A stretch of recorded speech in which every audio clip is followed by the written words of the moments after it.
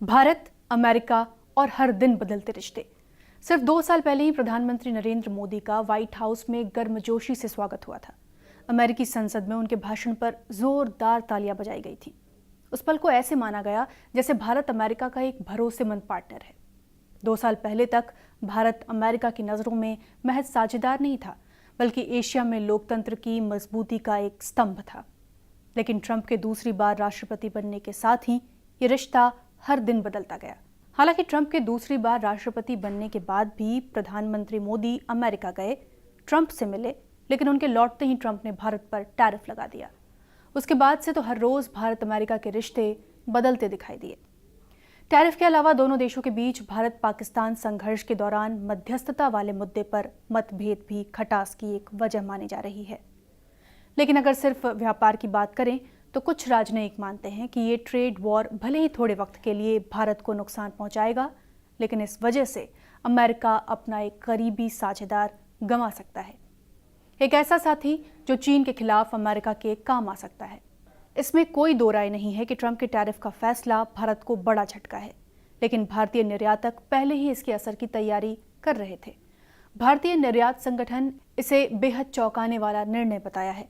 संगठन का मानना है कि टैरिफ के फैसले से अमेरिका को होने वाले भारत के कुल निर्यात का आधे से ज्यादा हिस्सा प्रभावित होगा। दिल्ली स्थित think tank global trade research initiative GTRI का अनुमान है कि अमेरिका को भारत का निर्यात 40 से 50% तक गिर सकता है। बीजिंग में पॉलिटिकल साइंस के प्रोफेसर हुआंग हुआ का मानना है कि यह टैरिफ हमला दूरदर्शी नहीं है। हुआंग कहते हैं कि भारत को तो नुकसान होगा, लेकिन अमेरिका को ज्यादा नुकसान होगा, क्योंकि मेरे ख्याल से यानी उनके ख्याल से ट्रंप की विदेश नीति भारत को लेकर गलत दिशा में जा रही है। उन्हें यह भी लगता है कि इससे भारत चीन के करीब जा सकता है। हुआंग ऐसा भविष्य देखते हैं जहां चीन और भारत अमेरिकी दबाव का मुकाबला करने के लिए एक साथ खड़े होंगे। गौरतलब है कि प्रधानमंत्री मोदी शंघाई कोऑपरेशन ऑर्गेनाइजेशन यानी SCO के शिखर सम्मेलन में हिस्सा लेने के लिए चीन जा सकते हैं। मौजूदा हालात में मोदी का शी जिनपिंग के साथ मंच साझा करना अपने आप में एक संदेश होगा कि भारत को दबाव में झुकाया नहीं जा सकता। यहाँ यह भी समझना जरूरी है कि ट्रंप के दूसरे कार्यकाल में अमेरिकी कूटनीति का स्वरूप अलग है। इस बार ट्रंप अपनी कूटनीति को व्यापार की ओर मोड़ रहे हैं। पूर्व भारतीय राजनयिक शरद सभरवाल का कहना है कि राष्ट्रपति ट्रंप ने पहले भी कई देशों के साथ मामले में जल्दबाजी में फैसले लिए और बाद में बदल दिए। कई बार उनके बयान सिर्फ बातचीत में दबाव बनाने के लिए होते हैं। प्रोफेसर हुआंग हुआ मानते हैं कि ये टैरिफ नीति अमेरिका के लिए नुकसानदेह साबित होगी।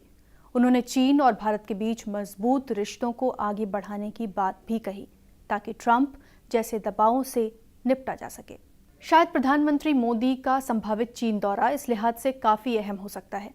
अगर मौजूदा अमेरिकी विदेश नीति दोस्तों पर व्यापार के जरिए महज दबाव बनाने की रणनीति है, तो सवाल ये है कि क्या ये टैरिफ वॉर असली नीति है या ट्रंप इसका इस्तेमाल सौदेबाजी के लिए कर रहे हैं।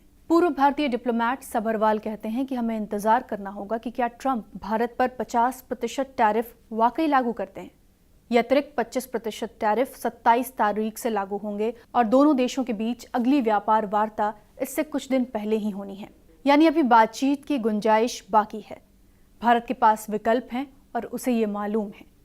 मोदी सरकार अब तक अपनी प्रतिक्रिया में काफी सावधान रही है, लेकिन सभरवाल मानते हैं कि भारत की प्राथमिकताएं स्पष्ट हैं। इस सब के बीच जो बात भारत को और परेशान कर सकती है वो है अमेरिका की पाकिस्तान से बढ़ती नजदीकियां। सभरवाल पाकिस्तान में भारत के उच्चायुक्त भी रह चुके हैं। उन्हें अमेरिका की पाकिस्तान नीति में एक पैटर्न दिखता है। सभरवाल कहते हैं कि पाकिस्तान के साथ फिर एक लेन देन पर आधारित रिश्ता बनता दिख रहा है। हालांकि इसका मतलब ये नहीं कि भारत अमेरिका रिश्ते दोबारा सुधर नहीं सकते।